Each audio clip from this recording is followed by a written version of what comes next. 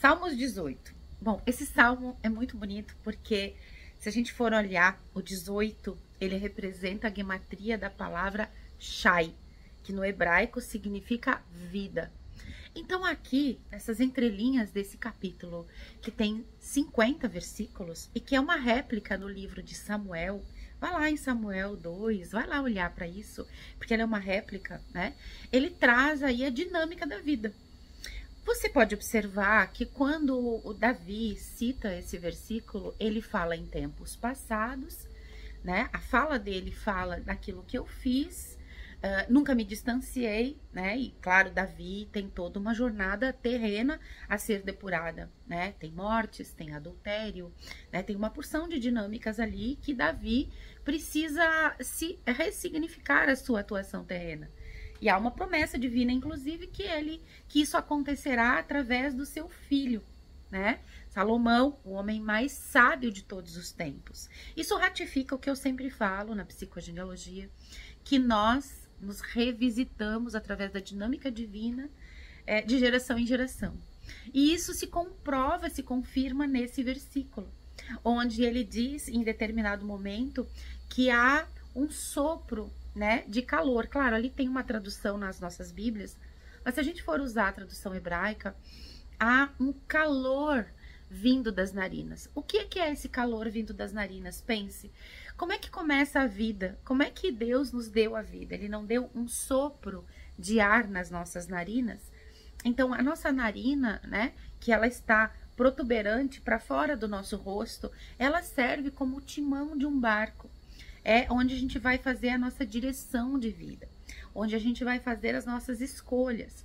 E dentro da nossa jornada pretérita. E a nossa jornada pretérita fala muito da história daqueles que nos precederam, dos nossos antepassados. E de repente, Davi começa a falar dele no presente, desse calor que sai das narinas, que nada mais é da junção do fogo e do ar. Né? O que é o calor? Quando traz umedecimento, né? Quando você aquece. E quando você aquece, significa que você está acessando o fogo do Espírito. É como se, num determinado momento, Davi saísse do personagem Davi terreno e, de repente, ele incorporasse o Davi arquetípico, o Davi messiânico, porque daí há uma fusão, né? Que a gente diz em algumas caminhadas que a gente tem espirituais, houve uma efusão do Espírito Santo, que é essa conexão com tudo que é de mais sagrado.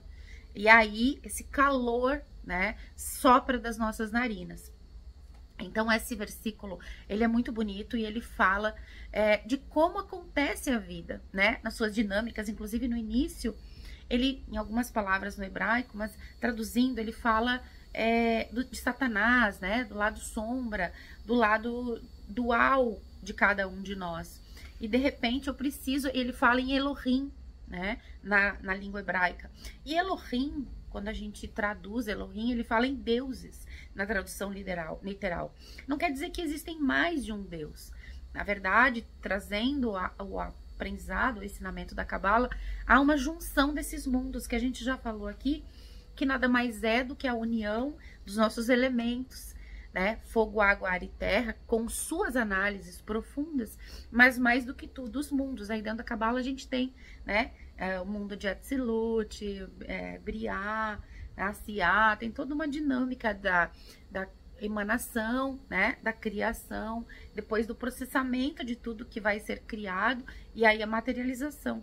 Nós vivemos assim todos os processos. Então, de repente, Davi começa a falar desse Davi messiânico. E, de repente, também ele começa a projetar essa figura no externo, né? Como se ele estivesse falando para as pessoas. Imagine que você está fazendo uma palestra e você diz assim, mulheres, né? Você está falando para as mulheres, mas nesse contexto você se inclui. Então, ele está falando para a vida, né? Como no futuro, ou se olharmos a dinâmica da vida, isso acontece dessa forma. Passamos por determinados desafios, passamos pelas dualidades, nos conectamos com Elohim, que é essa junção de nós mesmos, dos mundos, essa descida do Messias, que esse Messias não é algo que vem do externo, é algo que precisa manifestado interno, nunca saiu de nós, disse Jesus já, que sempre teríamos dentro de nós essa voz, né? Então, nesse versículo ele fala dessa voz. Na vida temos essa voz, né? E foi bem bonito porque hoje eu vou fazer um atendimento de uma pessoa chamada Aline. Nessa madrugada, uma pessoa me mandou uma mensagem no WhatsApp, o nome dela é Aline, e eu encaminhei esse caso para uma aluna chamada Aline, né? Então, essa é a voz que muitas vezes a gente não ouve. São chamados, né? São insights, são conexões que a vida vai trazendo e que a gente não percebe. Shai, vida. E aí, olha só que interessante, né? Porque ele é um versículo denso. Se você for olhar dentro das nossas percepções rasas, a gente não entende muito. Mas a Cabala nos ajuda, porque a Cabala é o estudo das leis cosmogônicas e o profundo, que é o nível sódio de todos os textos.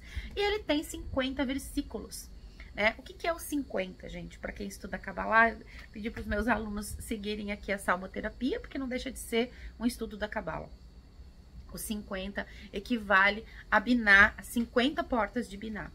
50 portas de Biná é uma dimensão de sabedoria.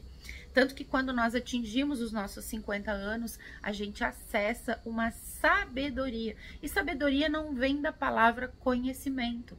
Sabedoria vem da essência saber, saborear a vida, né? É um conhecimento vivencial e que nos precede, né? E que está pautado da vivência dos nossos. E aí a gente traz aí os conhecimentos das nossas avós, dos nossos avós, né? De tudo aquilo que eles viveram, conhecimentos que a gente introjeta, né? E se faz nossos, e conhecimentos no sentido de eu preciso ressignificar isso, como Salomão fez com Davi. E Samuel, né? Quem foi Samuel nessa história toda?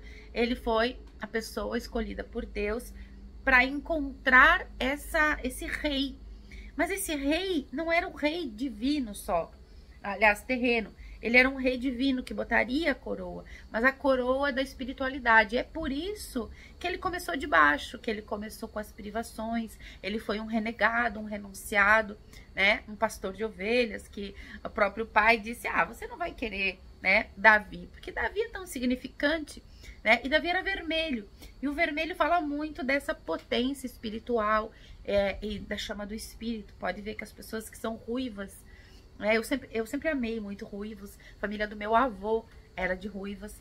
Eles têm uma sapiência diferente, têm uma percepção da vida diferente. Observe isso. Então, Samuel é como se fosse esse visionário, né? Essa pessoa que encontrou Davi.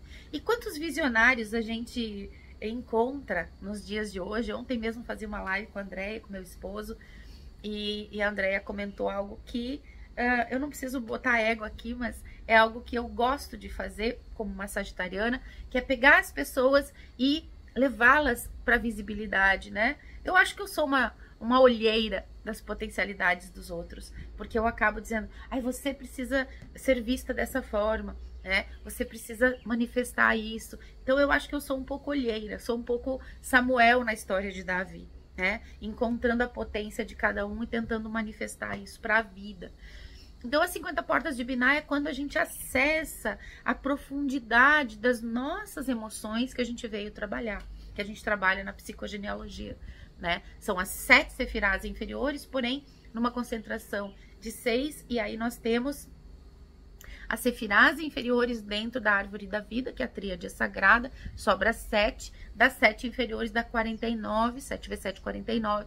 Quando você entra nas 50, você entra numa dimensão de sabedoria, de entendimento diante da vida. E é isso que o 18 fala pra gente. Espero que você tenha gostado. Espero que você esteja aproveitando a caminhada. E se está aproveitando, me ajude a divulgar esse conteúdo. Clique no canal, curta os posts, porque isso dá pra gente projeção e visibilidade. E a gente faz uma singela troca entre dar e receber. E eu te agradeço por estares caminhando comigo e que você possa, dentro das tuas palavras, daquilo que você assimilou de cada dia, partilhar esse conhecimento. Um grande beijo para você.